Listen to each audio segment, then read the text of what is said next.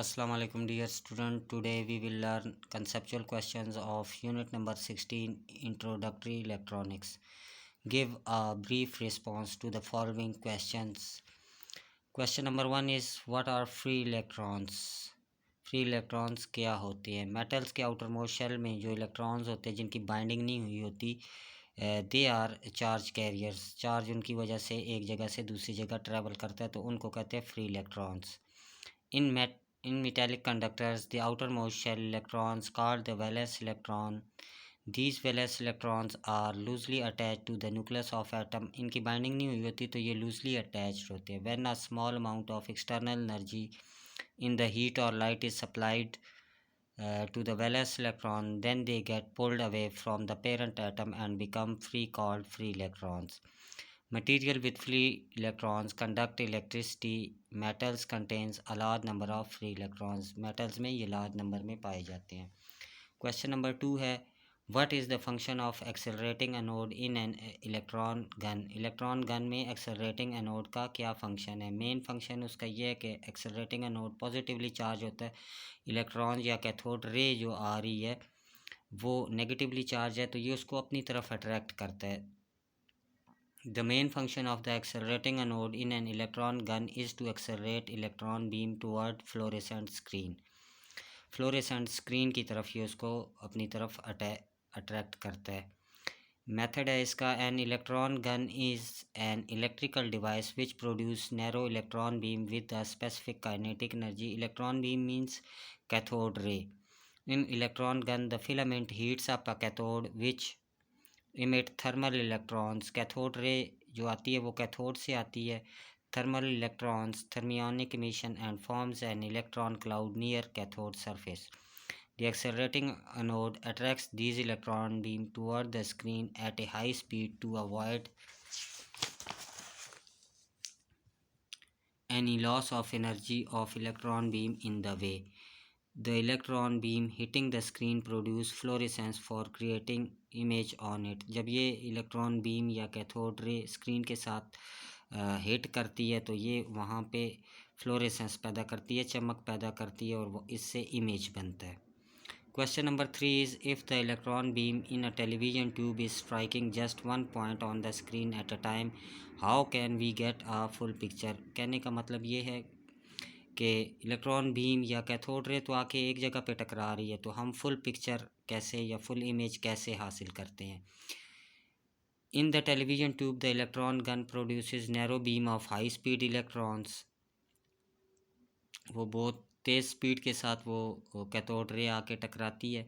Electrons की मतलब speed काफ़ी तेज़ होती है. These high speed electrons are then directed toward the screen the inner surface of which is coated with phosphor. ये केमिकल है फॉस्फर से उसकी इनर सरफेस कोटेड होती है. The electron on striking the screen produce a spot on visible light on the screen called pixel. ये उसको हम कहते हैं pixel. But in order that visible light spread over the whole screen the deflecting system is used which consist of pair of horizontal and vertical plates. तो वो beam जैसे ही आके उस पर टकराती है तो वो फैल जाती है, उससे इमेज फॉर्मेशन होती है. क्वेश्चन नंबर 4 है why image is distorted when a magnet is brought close to old television screens or monitors with cathode ray tube inside. के जिनमें कैथोड ऐसे डिवाइसेस जिनमें कैथोड रे पुराने टेलीविजन्स वगैरह में है और मॉनिटर्स वगैरह में, तो उसमें जब आप उसकी स्क्रीन के पास मैग्नेट लेके जाएं तो वो डिस्टॉर्ट की होती है उसका इमेज. मींस उसका इमेज इस तरह धुंधला सा या ख़राब हो जाता है. वो क्यों ख़राब हो जाता है? क्योंकि वो मैग्नेटिक फील्ड उसकी मैग्नेट की मैग्नेटिक फील्ड होती है. तो ये इमेज तो इलेक्ट्रॉन्स की वजह से बना होता है तो इस वजह से उसकी मोशन में फ़र्क आता है. इलेक्ट्रॉन्स की मोशन में फ़र्क आता है. वो मैग्नेटिक फील्ड की वजह से वो डिस्टर्ब हो जाते हैं. Image is distorted when a magnet is brought close to the screen of television और monitor with CRT inside cathode ray tube inside. It deflects a beam of electrons and distort the image because we know that charged particles कौन से होते हैं इस case में? Electrons. when passing through the magnetic field they deflect. The picture on the television screen formed when the beam of electrons striking the screen comes in magnetic field of the magnet. Therefore, beam of electron deflect from their path, thereby distorting the picture on the television screen or monitor with cathode ray tube. Means के जैसे ही वो cathode ray आके electron beam आके screen पे टकरा रही है और आपने सामने मैग्नेट रखा हुआ है तो उसके फिर पाथ पे फ़र्क आ जाता है। वो सारे के सारे इलेक्ट्रॉन्स स्क्रीन तक नहीं पहुंच सकेंगे और जो पहुंचेंगे वो अपना पाथ चेंज कर लेंगे, तो इसकी वजह से इमेज डिस्टॉर्ट हो जाएगा, इमेज सही फॉर्म नहीं होगा, बनेगा नहीं सही इमेज। क्वेश्चन नंबर 5 है, assuming that cathode ray are beam of charged particles, how could you demonstrate that these charged particles are negatively charged? Cathode ray particles तो ज़ाहिर बात है चार्ज पार्टिकल्स हैं, ये तो हम कहते हैं इलेक्ट्रॉन्स हैं, तो इन्होंने कहा कि आपको कैसे पता चलेगा वो नेगेटिवली चार्ज है, मींस आपको कैसे पता लगेगा कि वो इलेक्ट्रॉन्स है। तो ऐसे पता लगेगा कि हम पॉजिटिवली चार्ज आगे रख देते हैं, क्योंकि स्क्रीन हम पॉजिटिवली चार्ज बनाते हैं तो वो इसकी तरफ अट्रैक्ट होते हैं, तो इससे हमें पता चल जाता है कि वो बीम जो है ये नेगेटिवली चार्ज है। In order to demonstrate that the cathode rays are negatively charge particles by passing these rays through an electric field, when cathode rays are passed through electric field between positively and negatively charged electrode, these rays are deflected and attracted toward positively charged electrode, which shows that cathode rays are negatively charged particles. Similarly, when these rays are passed through magnetic field, they deflect, showing the negative nature of charged particle. वो तो electric field में रखा था तो वो positive की तरफ मुड़ गए थे, लेकिन अगर मैग्नेटिक फील्ड आप अप्लाई करेंगे उन पे, similarly when these rays are pass through magnetic field, जब इस इलेक्ट्रॉन बीम को कैथोड रे को मैग्नेटिक फील्ड से गुजारे तब भी ये अपना पाथ चेंज कर लेते हैं, डिफ्लेक्ट हो जाते हैं, मुड़ जाते हैं। They deflect showing the negative nature of charge particles, hence to find the negative nature of cathode rays by using electric and magnetic field. तो इलेक्ट्रिक और मैग्नेटिक फील्ड को हम यूज़ करके उनका चेक कर सकते हैं कि they are negatively charged. For the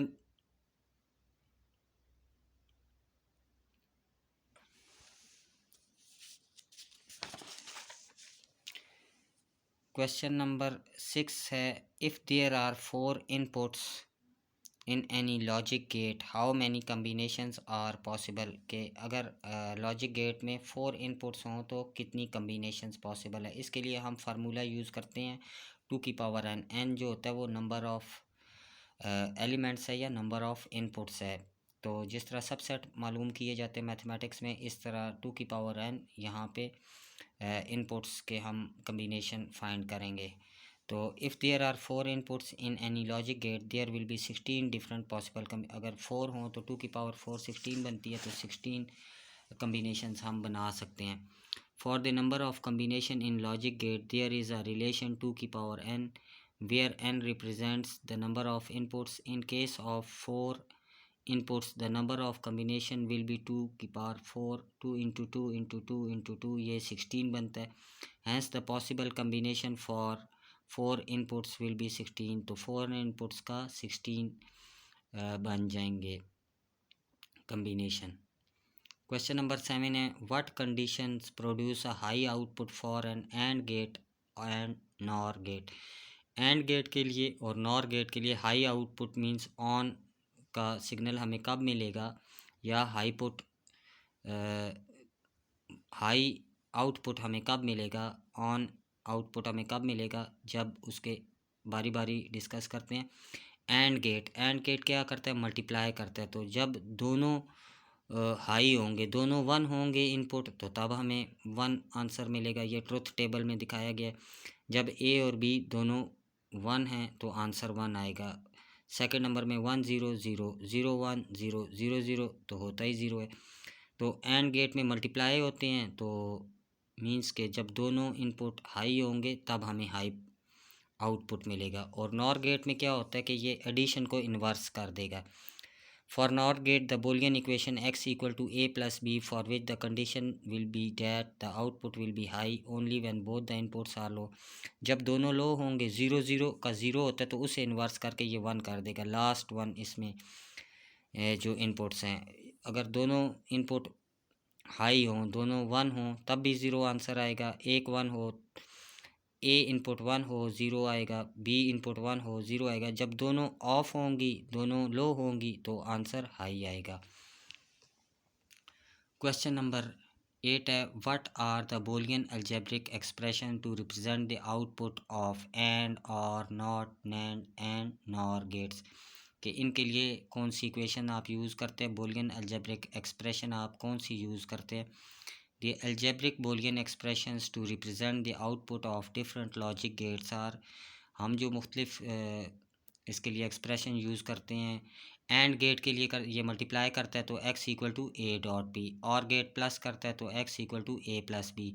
not gate just input का इन्वर्स कर देता है, उसको 0 हो तो 1 कर देगा, 1 हो तो 0 कर देगा, तो इस वजह से x equal to A dash. और नैंड गेट जो है ये मल्टीप्लाई को इन्वर्स करता है तो x equal to A dot B dash. और नॉर गेट जो है ये प्लस को इन्वर्स करता है तो x equal to A plus B. Dear students, here conceptual questions of unit number 16 have been completed। यहाँ पे हमने conceptual questions unit number 16 के complete कर लिए हैं। Thank you।